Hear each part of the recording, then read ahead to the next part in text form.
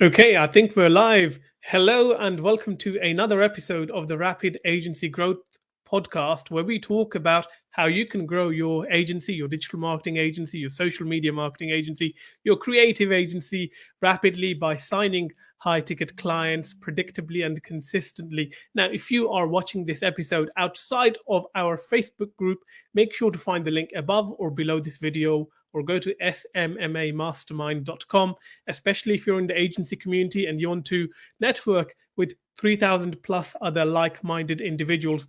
Enough of that. I have a very special guest joining me all the way from Denver, Colorado, and we are going to actually talk about her journey in how she was able to quit her job at a startup back in August and within the first 90 days get to the 15K mark with her brand new email marketing agency. Sophia Bab, welcome to the show. Hi, thanks for having me. Excited to be here. Thank you so much for joining me. Now, for the people who might not know who you are, Sophia, how about a little bit of an introduction? I am an email marketer. That's my main service. And I have started an agency in the past few months that has scaled very rapidly with email marketing services for e commerce clients. hmm So, I mean, in terms of who you're working with right now, Sophia, how did you actually go about picking the e-com niche? Well, I kind of fell into it actually. I had a few clients like years ago with doing just various, I think it was like social media management. And I really liked the e-commerce clients. So because really I saw that there's a very direct, um, like when you have an action, you can clearly see like what worked and what didn't. So there's like immediate feedback in e-commerce, which I loved. hmm And so then I started shifting from social media management to overall like growth marketing for these stores. Right. Okay. So, I mean, prior to starting your agency back in August, did you have an agency background? Because a lot of people, wonder whether they need to actually work hands-on in an agency before they can start their own business. Well, I worked at a social media marketing agency. So basically, we were just posting on Instagram, Facebook. It was nothing really related to what I do now. I did kind of get experience with managing multiple clients at one time, which I think is something like valuable from an agency at least. But I don't think I needed that to be where I'm at today. Um, because they're so unrelated, and though it did help like having the multi like projects going on and multitasking, I don't think you need to be in an agency before starting your own. It could, hmm sure, it could help if it's a good agency and you learn some of the processes that have made that agency successful, but it's not necessary. Right. And obviously, a lot of people are thinking, we're in the middle of a global pandemic at the moment. Surely it's a lot safer to kind of stay in a job rather than go off and build your business. So, what was your key motivation to really kind of start your agency? Well, I feel like I was feeling kind of stagnant in my growth. I was the head of growth marketing at a e-commerce startup, and it was a great job. I loved the people there, I loved the work, but I didn't really see a trajectory of growth for me, of the rapid growth I was looking for. For instance, when you're an employee, you may see like a 3 to 5% increase in your salary year over year. But when you Mhm. switch jobs or when you start your own business, it can be anywhere from a 20% increase on average to 200% increase. So as I was reading about, this great resignation that we're all going through and Oh, reading yeah. about how much money you can make just by doing the same job just somewhere else, I was like, okay, it's time for me to leave, whether it's me getting another full-time job or me starting an agency. Let's just take a month to explore. And so that month that after I left my job, I was kind of exploring applying to things, but also cold emailing clients, like potential clients. Mhm. And the clients were biting. It was a good time. It was right before the holiday season started. So if you didn't have help, it was really hard to find it at that point, Mhm. because a lot of agencies are booked up at the end of the year. So it's a Okay. really good time for me to come in and say like, hey, I can help you. Um, and the clients were biting, so it just grew super fast. And I decided, heck, I'm not even going to apply to any more jobs. This is just what I'm going to do. That's absolutely awesome. Now, when a lot of people think about starting an agency, they think about kind of providing the typical services. Let's run your Hmm. Facebook ads for you. Let's do your organic social media management or Google PPC. What made you really choose email marketing? Well, it's something I enjoyed and am good at. So I think those are two things that are important. If you don't enjoy it, then good luck because you're going to be spending all your time doing that. Right. And then two, are you good at it? Like you probably should know that you can provide a good enough service. And though I was pretty experienced with running Facebook ads, and at the beginning of starting my agency, I actually pitched that to a few clients. I was like, "Oh, I can also run your Facebook ads." I quickly learned like, no, that's not going to work. That's too much on my plate as an individual. If I want to grow my team eventually, I can do that. But right now, I just need to focus on what I'm good at, what I enjoy. And so that brought me to email because it's very straightforward. Hmm. I enjoy it. I find it fun. I find it challenging and interesting. Whereas Facebook ads, I don't, especially with iOS 14, I'm not Oh enjoying yeah. right now. It's not a super happy, fun time for a lot of clients. But with Yeah. email, it's like you see the return pretty quickly. Um, Oh yeah. and so it was easy to settle on email for me. No, that's nice. I thought you might have a bit more of a strategy behind it, but I mean, often you need to kind of follow your passion and go with whatever you feel. You need to play to your Hmm. strengths.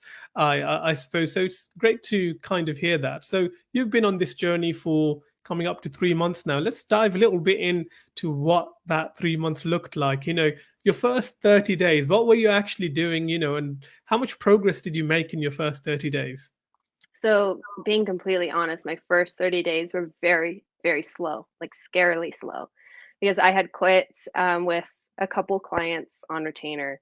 I quit my job and had a couple like side clients. And Hmm. those clients I thought would take me through that first 30 days, but they actually both like ended their contracts with me like right as I quit my job. So I was scared. Like I was like, "Oh my gosh, what am I going to do?" So I got on Upwork, which is where I previously had found good good clients to work with. Um, and I just started taking as many email specific gigs as I could, just any and all of them. I did not make very much money. I think in total it was like $1,500. Right. Um, and so I was scared. I was like, is this going to work? But then towards the end of the 30 days, I started just consuming as much content as I could, and as many courses as I could about building an agency, cold emailing, closing sales, the things that I just wasn't as good at. I knew I could provide a service. I just was nervous talking to potential clients. So I Hmm. knew that was like my weak spot. And Yeah. so I just consumed all this content for the last 2 weeks of September, because that's when I had a month after I'd quit my job, and started cold emailing, pitching, and tons of sales calls. I took everything, as long as it fit, my ideal audience. And Mhm. apparently, the whatever I consumed and whatever I learned was working. Um, That's awesome. so yeah, it was slow at first, and then just like rapid. Um, yeah, Yeah. so I would say cold emailing was like really what took me out of that slowness. Upwork is great for Yeah. like one-off gigs, but um, I wouldn't count on it for like your entire business. Sure. And I suppose when you're a freelancer, Upwork is a great place to get started. But I love the Yeah. fact that you jumped into cold emailing, because often the complaints you hear about on Facebook and other forums is that cold emailing does not work, or people are not responding, or the deliverability is kind of slow. So it's great that you Yeah. actually consumed content, but more importantly, you started applying it. You're not just, because it's so easy to get stuck in this void of watching YouTube videos and going to Mhm. Facebook groups and kind of doing courses and not really taking action, not knowing, if this is going to work. So how did you approach cold email? And, I suppose what were the key lessons that you learned in when you were kind of refining your approach through cold email? Yeah. So I love talking about this because I think it's fairly simple. But like once you hear it, you're like, oh, that makes sense. Um, so I started out with a list of people or of brands that I wanted to work with. Some of them were brands that I personally liked.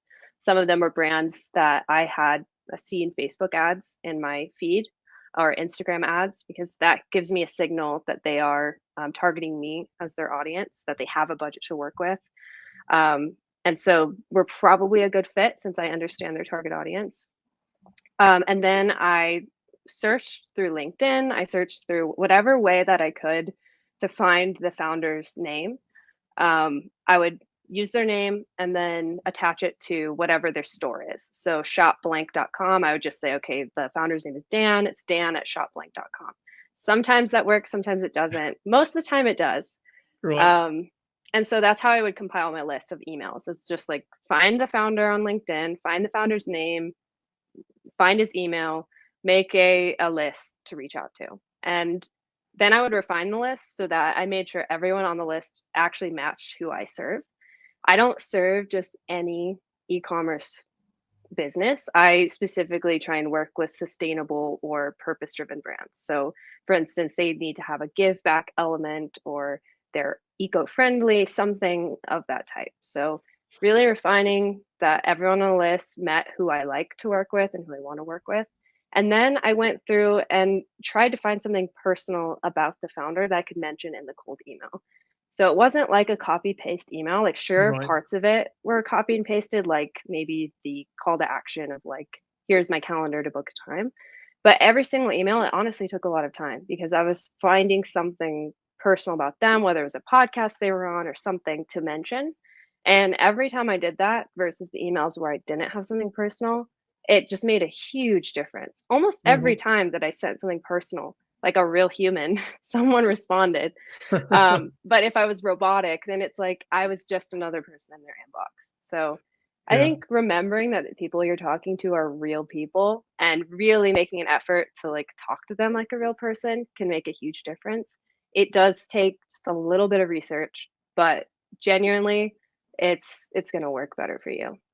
That's so refreshing to hear that, because all of the kind of videos you find on YouTube about cold emailing or the courses out there, they kind of treat human beings as numbers, right? So you're scraping Mhm. a whole list from LinkedIn or from some other source and you put them in a tool and bam, bam, bam, 100 emails a day have to hit the KPI of 100 emails. Whereas, you realize that at the end of the day, you're trying to make connection with another human being. Now, if you Mhm. are going to look like every other spammy marketer out there, they're probably not going to invite you in for a chat. So that's, I mean, I'm really glad that this is exactly how you've been able to succeed, because often people, they can downplay the, I suppose, the success of doing personalized email because it takes a bit of time.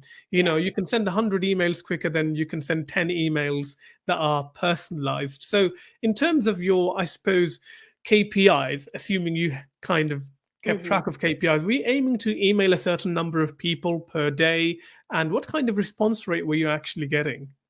Yeah, so that first month when I was making it kind of like my part-time job to build this business, I did have a certain amount of people to email a day or a week. I think at that time it was a week. Um, and because I'm in a niche, there's not an endless amount of brands. Like there are hundreds, but it's not endless. So I had to make sure that I wasn't overlapping.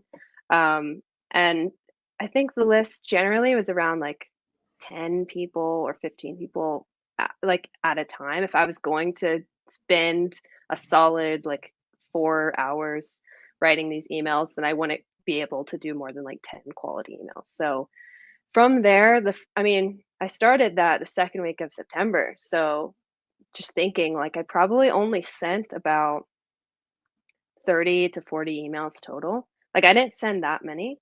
I did start getting responses pretty soon and then I started booking calls, which a lot of them I didn't close, but then the ones that Mhm. I did or the 5 that I did, it's like that took me to where I'm at now, which is like Yeah. 15K month over month. So um I didn't need to send anymore. I'm at my capacity now. So Yeah, very, that's very awesome. quickly yeah, my close rate, whatever, might have been like 2%, but that was Yeah. great. That's all I needed.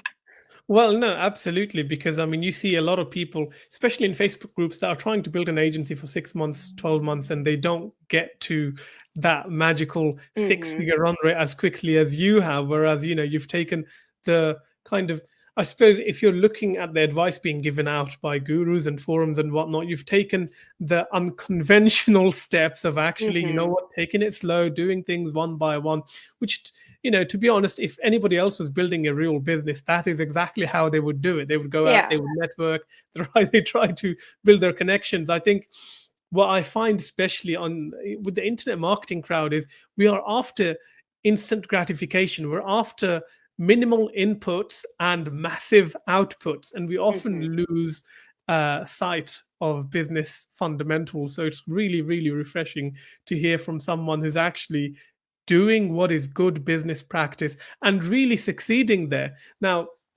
you mentioned you've got 5 clients at the moment, and obviously, uh, you serving them in your own capacity, there's going to be a cap. What are your Hmm. plans moving forward? Do you plan to kind of run this as a lifestyle business, or do you plan to bring on more team members so that you can service more clients? What does the future look like for you? Yeah. So my plan right now is to hire a part-time marketing specialist to help basically do everything that I can do, except maybe to a lesser degree.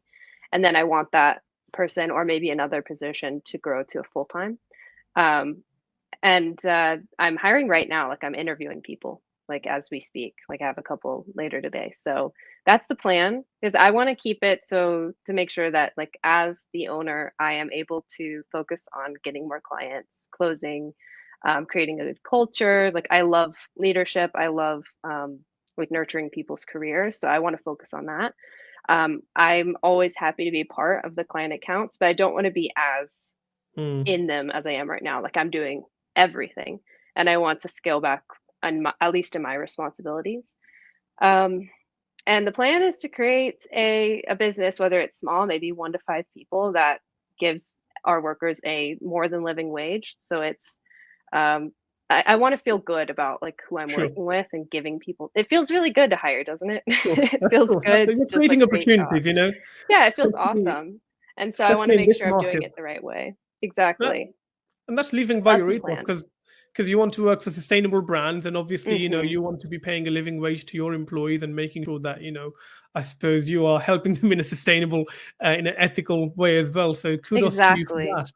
And Yeah, because 'cause I've been in agency settings where, you or the one that I mentioned before, it's like you would handle like 10 client accounts, but you'd get paid so little. mhm, Um, and since I'm focusing now on only closing very high ticket clients, like from this point on, like it has to be high ticket, otherwise I'm not taking it. I can't. mhm. Then that means I can pay like the people I work with really well, and we can create a culture that's based on like enjoying our work and having a work life balance rather than just endless clients coming in the Yeah, door. absolutely. So right now, are you still doing email prospecting to kind of get more meetings, or have you kind of tweaked your strategy, or have you put that on pause? What is your prospecting looking like right now? Yeah, I've put it on pause the past month of I guess November. I haven't really reached out, but in December I'm going to start again. I think it's important to remember that founders are busy, especially around this time, like because of Black Friday and Cyber Monday and the holidays. If I were to email a founder right now, I'm pretty sure it wouldn't be answered until at least next week, anyways. So I'm just giving it a little bit of space. Um, I used to work, as a head of growth at a company. I would get emails all the time, like cold emails from Mhm. people trying to build their agencies. And often I would block them or I just wouldn't look at their emails for so long, especially if they were robotic. So just if anyone watching this is considering like sending a ton of emails right now, just say just wait.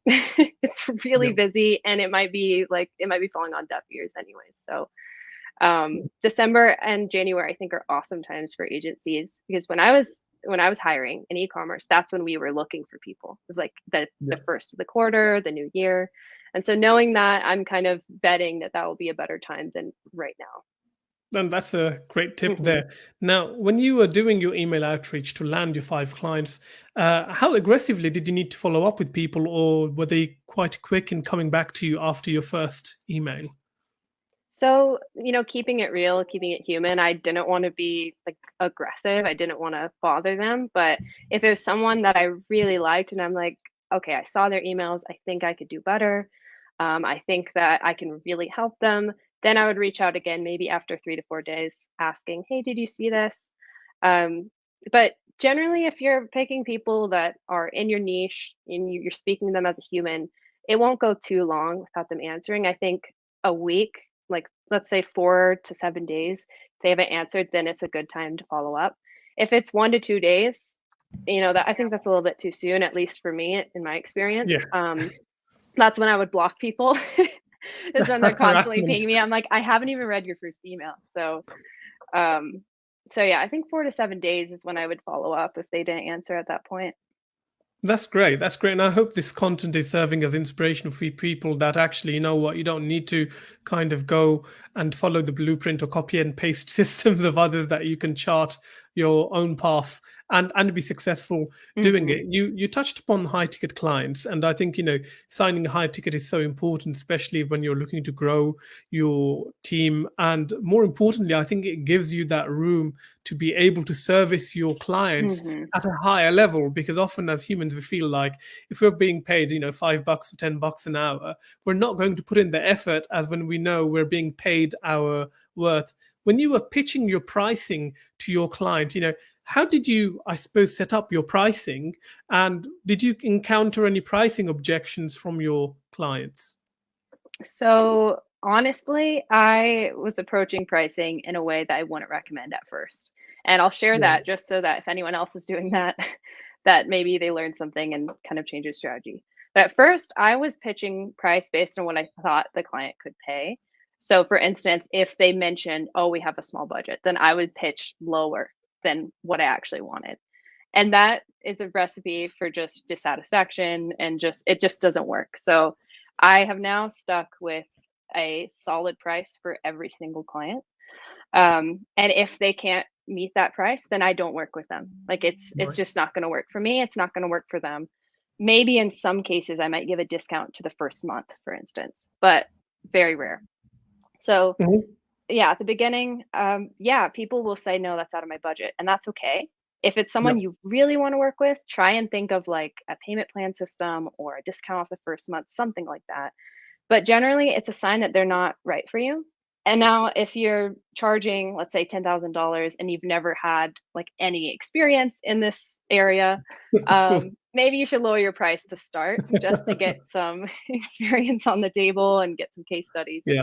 But generally, it's like you should value yourself, because there Yeah. are plenty of brands willing to become high ticket clients for you and pay what you ask without blinking an eye.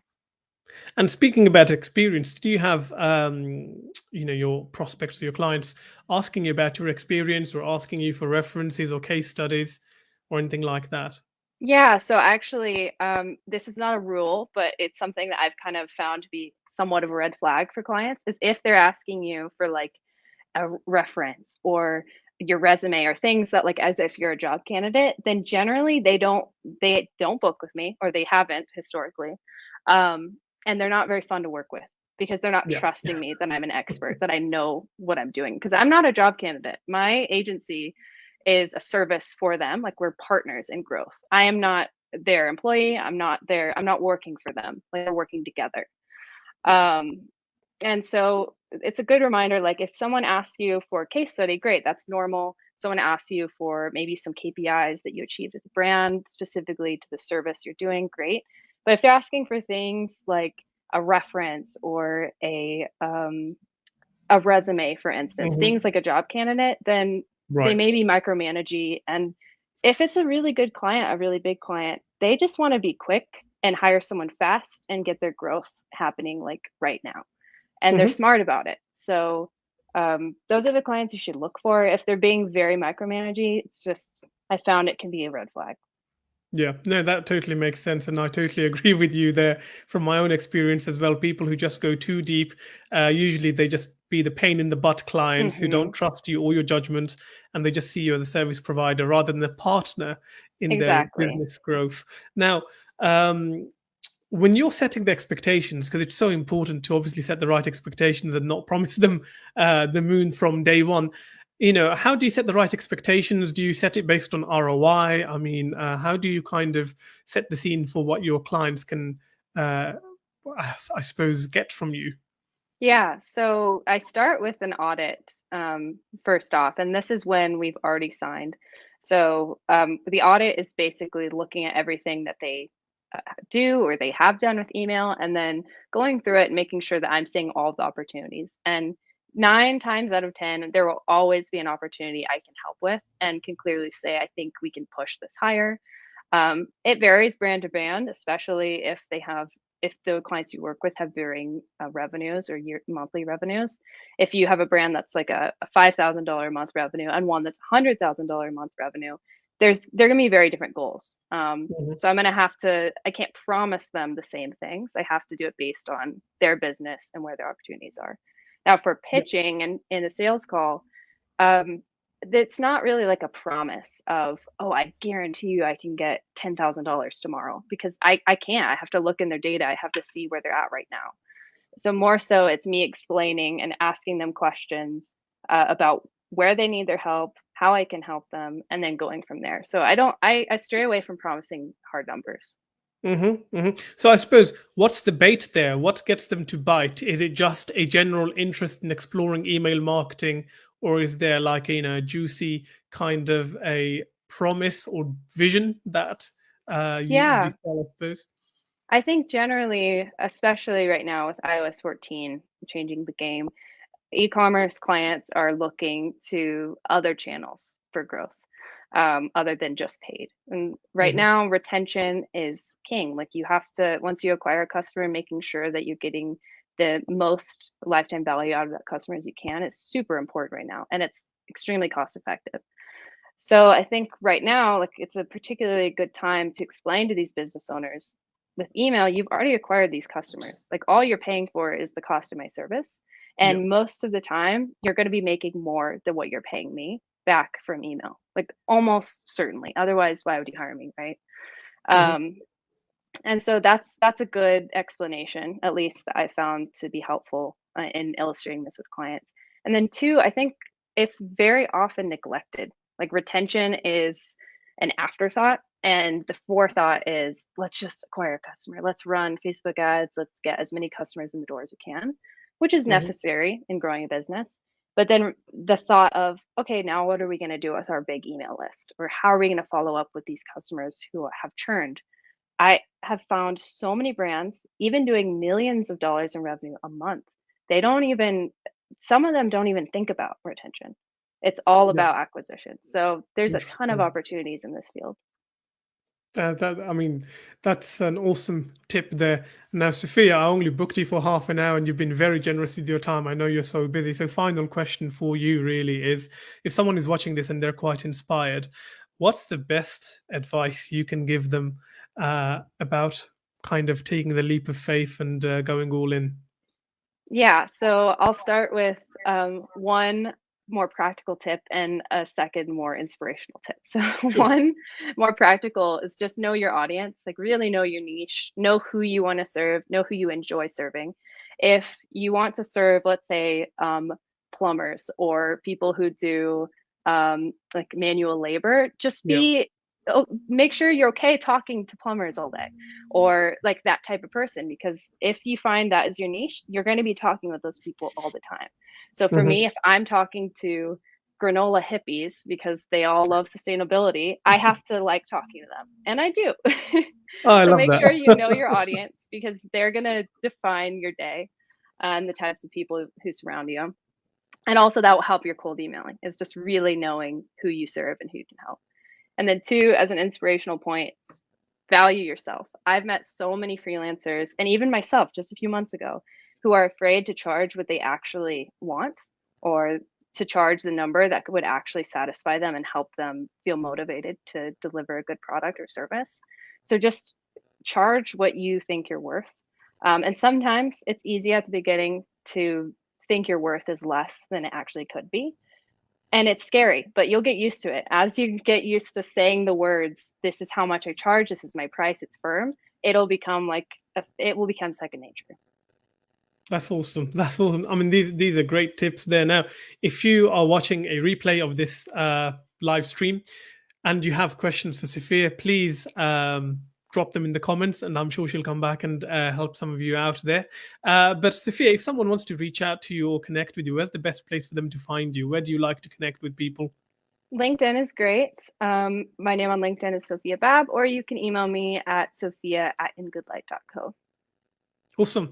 Well, on that note, Sophia, thank you so much for your time. This has been a great pleasure and so refreshing to hear your journey. And I will keep an eye on your journey going forward. And maybe we can bring you back, a couple of months, a year down the Yeah. line to just see how far things have come for you. Who knows what will have happened by then.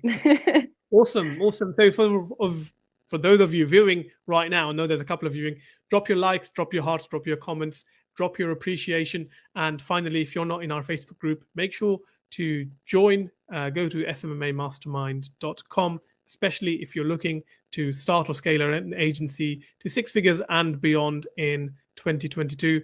On that note, Sophia, once again, thank you so much for your time. Thank you. Thank you so much.